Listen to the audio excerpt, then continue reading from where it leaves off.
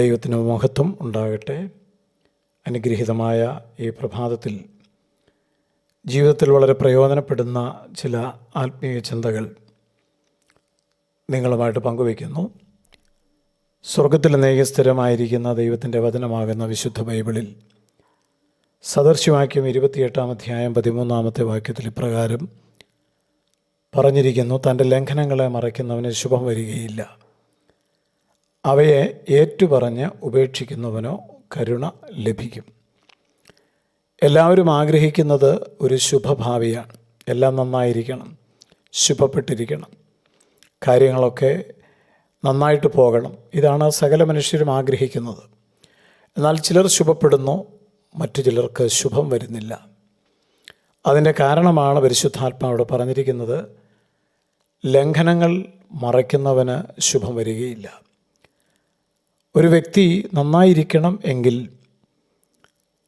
അവൻ്റെ ജീവിതത്തിൽ അവൻ പാപത്തെ എങ്ങനെ കാണുന്നു എന്നുള്ളത് വളരെ പ്രധാനപ്പെട്ടതാണ്. നീതിമാന്മാർ ആരുമില്ല, ഒരുത്തൻ പോലുമില്ല. എല്ലാവരും പാപം ചെയ്തവരാണ്. അറിഞ്ഞും അറിഞ്ഞുകൂടാതെയും രഹസ്യമായും പരസ്യമായും ഒക്കെ മനുഷ്യൻ പാപം ചെയ്യുന്നുണ്ട്. ആ പാപവും നമ്മുടെ ജീവിതത്തിലെ ശുഭതയും തമ്മിൽ ഉള്ള ബന്ധമാണ് ഇവിടെ പറയുന്നത്. ലംഘനങ്ങൾ മറയ്ക്കുന്നവന് ശുഭം വരികയില്ല, ഏറ്റുപറഞ്ഞ് ഉപേക്ഷിക്കുന്നവന് കരുണ ലഭിക്കും. പലതും മറച്ചു വെച്ചുകൊണ്ടുള്ള ജീവിതമാണ് മനുഷ്യരുടേത്. നൊന്ത് പ്രസവിച്ച അമ്മയെയും കഷ്ടപ്പെട്ട് വളർത്തിയ അപ്പനെയും മറച്ചു വെച്ചുകൊണ്ട് പ്രണയിക്കുന്ന കുഞ്ഞുങ്ങളുണ്ട്. രോഗം മറച്ചു വെച്ചുകൊണ്ട് വിവാഹം കഴിപ്പിച്ചു കൊടുക്കുന്ന മാതാപിതാക്കന്മാരുണ്ട്.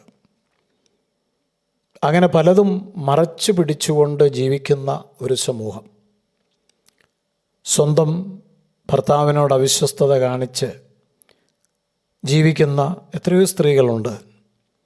പരസ്ത്രീ ബന്ധം ഉള്ള ഭർത്താക്കന്മാർ അത് മറച്ചു വെച്ചുകൊണ്ട് ഭാര്യമാരോട് വളരെ സ്നേഹം നടിച്ചുകൊണ്ട് പെരുമാറുന്നു. മറച്ചു വയ്ക്കുന്നത് മനുഷ്യൻ്റെ സ്വഭാവമാണ്. എന്നാൽ ദൈവത്തിൻ്റെ മുമ്പിൽ ആർക്ക് മറച്ചു വയ്ക്കാൻ കഴിയും? മനുഷ്യൻ്റെ മുമ്പിൽ പലതും മറച്ചു വയ്ക്കാൻ കഴിയും. ചെയ്തതും പറഞ്ഞതും ഒക്കെ മറച്ചു വയ്ക്കാൻ കഴിയും. എത്ര നാൾ മറച്ചു വയ്ക്കും? ദൈവത്തിൻ്റെ മുമ്പിൽ ആർക്കും ഒന്നും മറയ്ക്കുവാൻ കഴിയത്തില്ല. കാരണം അവിടുന്ന് സർവ്വജ്ഞാനിയാണ്. ഇരിക്കുന്നതും എഴുന്നേൽക്കുന്നതും ചിന്തിക്കുന്നതും നിരൂപിക്കുന്നതും ഒക്കെ അവിടുന്ന് ദൂരത്തു നിന്ന് അറിയുന്നു. അവിടുന്ന് അറിയാതെ ഒരു വാക്ക് പോലും ആർക്കും നാവിൻ്റെ മേൽ എടുക്കാൻ കഴിയുകയില്ല. അവിടുന്ന് നിരൂപണങ്ങൾ പോലും അറിയുന്നു. സർവജ്ഞാനിയായ ദൈവം എല്ലാം അറിയുന്നു. ദൈവത്തെ മറച്ചുകൊണ്ടുള്ള ജീവിതം ശുഭപ്പെടുകയില്ല. ഇവിടെ പറഞ്ഞിരിക്കുന്നത് പാപം മറച്ച് വയ്ക്കുന്നവന് ശുഭം വരികയില്ല, ഏറ്റുപറഞ്ഞുപേക്ഷിക്കുന്നവന് കരുണ ലഭിക്കും. ദൈവം കരുണ നിറഞ്ഞവനാണ്, കരുണാസമ്പന്നനാണ്. പാപം ഏറ്റുപറഞ്ഞാൽ ക്ഷമിക്കപ്പെടുമോ? തീർച്ചയായും. ആരോട് ഏറ്റുപറയണം എന്നുള്ളതാണ് പ്രധാനപ്പെട്ട വിഷയം. പാപം ചെയ്യുന്ന മനുഷ്യരോട് പാപം ഏറ്റുപറഞ്ഞാൽ ആ പാപത്തിനെങ്ങനെ പരിഹാരം ലഭിക്കും എന്നുള്ളത് നാം ചിന്തിക്കേണ്ടതല്ലേ? ഒരു വ്യക്തിയുടെ പാപം ക്ഷമിക്കപ്പെടണമെങ്കിൽ ആ പാപം അവൻ ഏറ്റുപറയേണ്ടതുണ്ട്. ഏറ്റുപറയാത്ത പാപങ്ങളൊന്നും ദൈവം ക്ഷമിക്കുന്നില്ല. തൻ്റെ ലംഘനങ്ങളെ ഏറ്റുപറയുന്നവന് കരുണ ലഭിക്കും.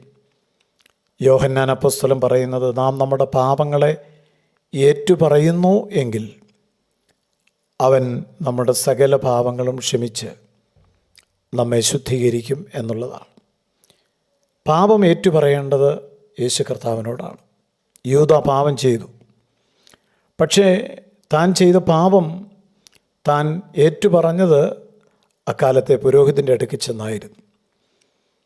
പുരോഹിതന്മാർ അത് കേട്ടിട്ട് അവർ കൈമലർത്തി അതിന് ഞങ്ങൾക്കെന്ത് ചെയ്യാൻ പറ്റുമെന്ന് പറഞ്ഞ് നിരാശയോടെ പറഞ്ഞയക്കുകയാണ്. എന്നാൽ പത്രോസ് പാപം ചെയ്തു. യൂദായും പാപം ചെയ്തു, പത്രോസും പാപം ചെയ്തു. പത്രോസ് യേശുവിനെ തള്ളിപ്പറഞ്ഞവനാണ്. പക്ഷേ താൻ പൊട്ടിക്കരഞ്ഞുകൊണ്ട് തൻ്റെ പാപം യേശുവിൻ്റെ മുമ്പാകെ ഏറ്റുപറയുന്നത് തിരുവെഴുത്തിൽ നമുക്ക് കാണുവാൻ കഴിയും. യേശു കർത്താവിനോട് പാപം ഏറ്റുപറഞ്ഞ പത്രോസിൻ്റെ പാപം ക്ഷമിക്കപ്പെട്ടു.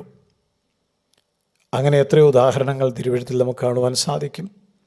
ദൈവസഭയെ ഉപദ്രവിച്ച് നടന്ന പൗലോസ്, അദ്ദേഹം ക്രിസ്തീയ സഭയ്ക്കെതിരെ പ്രവർത്തിച്ച ഒരുപാട് കാര്യങ്ങൾ തിരുവെഴുത്തിലുണ്ട്. വീട് തോറും നടന്ന് സഭയെ മുടിച്ചു കളയുവാൻ കച്ചകെട്ടി ഇറങ്ങിയ ഒരു മനുഷ്യൻ, അറിവില്ലായ്മയുടെ കാലങ്ങളിൽ താൻ ചെയ്തതൊക്കെ ദൈവം ക്ഷമിച്ചു. പാപങ്ങളെ ഏറ്റുപറഞ്ഞപ്പോൾ കർത്താവ് തൻ്റെ പാപങ്ങളെ ക്ഷമിച്ചു കൊടുത്തു.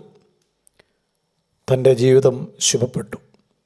ഇന്ന് ഈ വചനം കേൾക്കുന്ന പ്രിയപ്പെട്ടവർക്ക് ഒരു ശുഭഭാവി ഉണ്ടാകണം. പാപം അത് നമ്മുടെ മുന്നോട്ടുള്ള യാത്രയ്ക്ക് ഏറ്റവും തടസ്സമാണ്. മറച്ചു വെച്ചുകൊണ്ടുള്ള ജീവിതം, ഒരുപക്ഷെ മക്കളെ മറച്ചു വെച്ചുകൊണ്ട്, മാതാപിതാക്കന്മാരെ മറച്ചു വെച്ചുകൊണ്ട്, കിടപ്പറയിൽ ഒരുമിച്ച് കിടക്കുന്ന ഭർത്താവിനെയും ഭാര്യയെയും മറച്ചു വെച്ചുകൊണ്ട് നാം ചെയ്യുന്നതെന്തും നമ്മെ തകർത്ത് കളയും. അതുകൊണ്ട് മറച്ചു വെച്ചുകൊണ്ടുള്ള ജീവിതമല്ല നമുക്ക് വേണ്ടത്, ദൈവത്തിൻ്റെ മുമ്പാകെയുള്ള ജീവിതം. അബ്രഹാമിനോട് ദൈവം പറഞ്ഞത്, നീ എൻ്റെ മുമ്പാകെ നിഷ്കളങ്കനായി നടന്നുകൊള്ളുക, ഞാൻ നിന്നെ അനുഗ്രഹിക്കുമെന്നാണ്. സ്വർഗപിതാവേ, ദൈവത്തിൻ്റെ മുമ്പാകെ നിഷ്കളങ്കരായിട്ട് നടക്കുവാൻ, പാപം ഏറ്റുപറഞ്ഞ് നടക്കുവാൻ, ഒന്നും മറച്ചു വയ്ക്കാതെ ജീവിക്കുവാൻ വചനം കേൾക്കുന്ന എല്ലാവർക്കും കൃപ നൽകണം. ക്രിസ്തുയേശുവിൻ നാമത്തിൽ തന്നെ ആമേൻ.